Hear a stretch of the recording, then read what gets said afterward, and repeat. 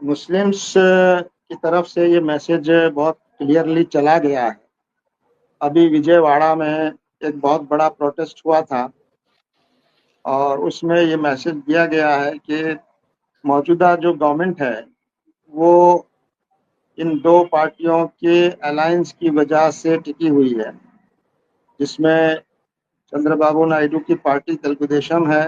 और नीतीश कुमार जी की पार्टी है। तो इन दोनों पार्टीज को ये मैसेज दिया गया है कि अगर किसी भी तरह से ये बिल पार्लियामेंट में अगर पास हो गया तो उसके लिए ये दोनों पार्टियां जिम्मेदार होंगी, क्योंकि इन दोनों पार्टियों के रोल पर ही डिपेंड करता है कि ये बिल पास हो या ये पास ना हो पाए। तो अगर ये दोनों पार्टियां खुलकर इसका विरोध करेंगी तब ये बिल रुक सकता है। अगर ये पार्टियां अगर कुछ डिप्लोमेसी करें और कुछ चालाकी से बीजेपी को भी खुश करने की कोशिश करें और एब्सेंट रह जाएं, तो भी ये बिल पास हो जाएगा। तो ये मैसेज साफ दे दिया गया है कि इस बिल को अगर ये बिल अगर पास हो जाता है पार्लियामेंट में तो इसके लिए ये दोनों पार्टियां जिम्मेदार होंगी और फिर उसके जो सियासी पॉलिटिकल जो नताइज हैं वो जाहिर है कि इन दोनों पार्टियों को बहुत सीरियस इसके रिपरकशंस होंगे पॉलिटिकली। और बिहार जी। में तो चूंकि बहुत जल्दी इलेक्शन होने वाला है तो बिहार पर उसका असर जल्दी होगा और बिहार पर उसका इम्पैक्ट होगा। तो हम अभी भी यही समझते हैं कि पहला तो हम यही समझते हैं कि जो रूलिंग पार्टी है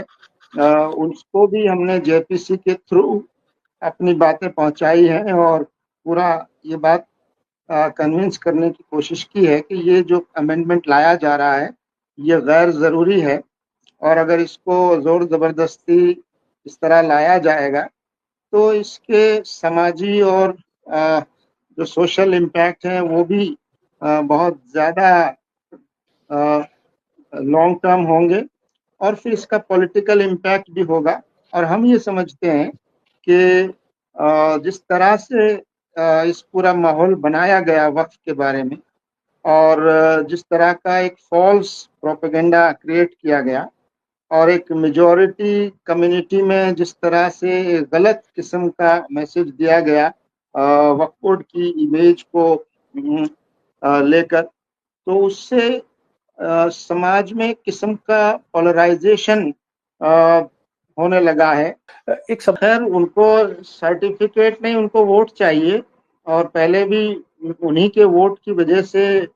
उनको ये कामयाबी मिली है। और अगर मुस्लिम वोट क्लियरली उनके हाथ पास से चला जाता है तो उनके लिए बिहार में कोई जगह नहीं है, मैं समझता हूँ। तो ये पॉलिटिकल कैलकुलेशन वो कर रहे होंगे, लेकिन अगर अभी वो शॉर्ट टर्म पॉलिटिकल गेन के लिए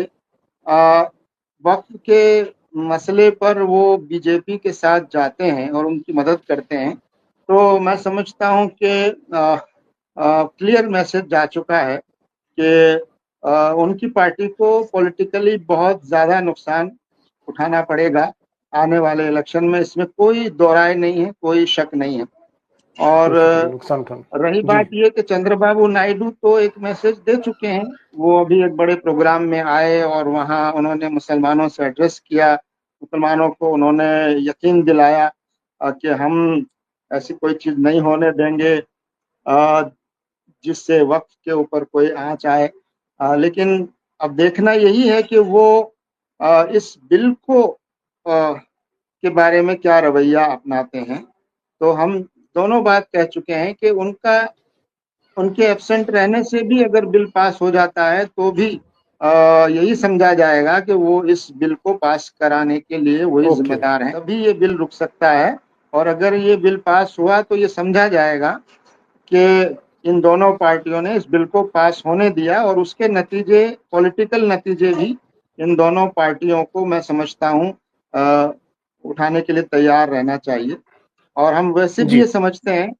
हम तो बीजेपी से भी ये बात कहते रहे हैं कि ये बिल देश के हित में भी नहीं है, ये बिल समाज के हित में भी नहीं है। आप एक हेट एजेंडा और एक डिवीजन, सोशल डिवीजन की एक पॉलिटिक्स को आगे बढ़ाने के लिए इस तरह के एजेंडास को ला रहे हैं जिसकी कोई ज़रूरत इस वक्त नहीं है। और मुसलमानों को कॉन्फिडेंस में लिए बगैर और ऐसी चीज़ों से आप खेलना चाहते हैं जिसका संबंध बहुत ही इमोशनल चीज़ों से है, जिसके बारे में जो मुसलमानों की इबादत गाहें हैं और मुसलमानों के जो रिलीजियस प्लेसेस हैं और वक्फ एंडोमेंट्स हैं जो पूरे मुल्क में जिसको अब तक मैनेज किया जाता रहा, उसको बेटर बनाने की कोशिश तो हो सकती है, लेकिन वो मुसलमानों को कॉन्फिडेंस में लेकर, उनको एतमाद में लेकर की जानी चाहिए। लेकिन अभी जो अमेंडमेंट्स लाए गए हैं वो अमेंडमेंट्स हमने अच्छी तरह देखे हैं और जेपीसी के सामने हमने अपनी बात पेश की है। मैं खुद भी उस डेलीगेशन में शामिल था जिसमें जेपीसी से हमने बात की और हमने एक एक दलील के साथ बताया कि ये बिल किस तरह से वक्फ के कॉन्सेप्ट को ही खत्म करने वाला है। और कॉन्स्टिट्यूशन में जो रिलीजियस कम्युनिटीज को अपने रिलीजियस मैटर मैनेज करने का जो राइट दिया गया है, उसमें एक अनड्यू इंटरफेरेंस इस बिल के माध्यम से मौजूदा सरकार लाना चाहती है और ये एक मेजॉरिटी अपीजमेंट का एक एजेंडा हम समझते हैं। और हेट और डिवीजन की जो पॉलिटिक्स है जिसके बारे में मौजूदा सरकार ये समझती है कि अब ये हेट और डिवीजन का एजेंडा ही उनको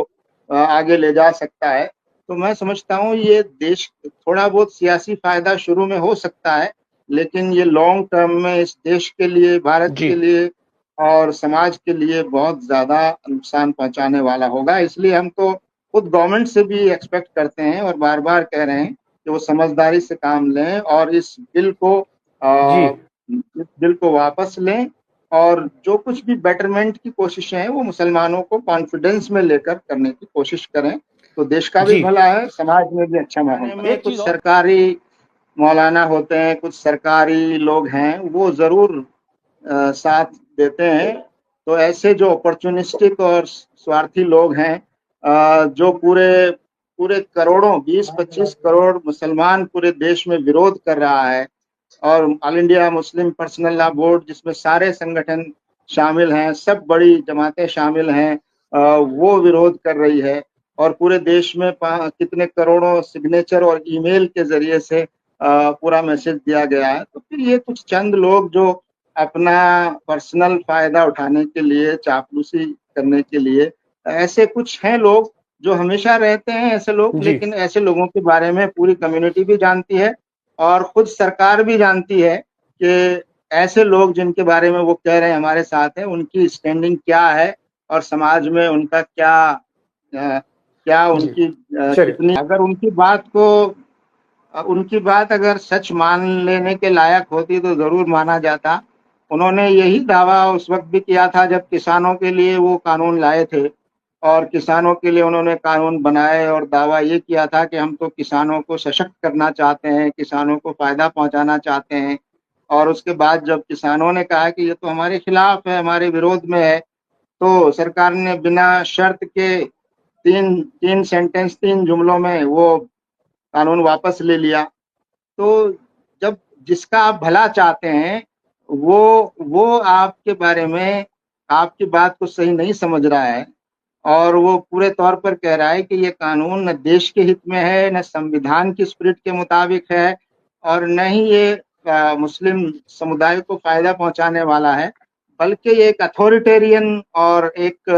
किस्म की सारी पावर्स को सेंट्रलाइज करके अपने कंट्रोल में करने का एक अमेंडमेंट है। और जी दूसरी तरफ ये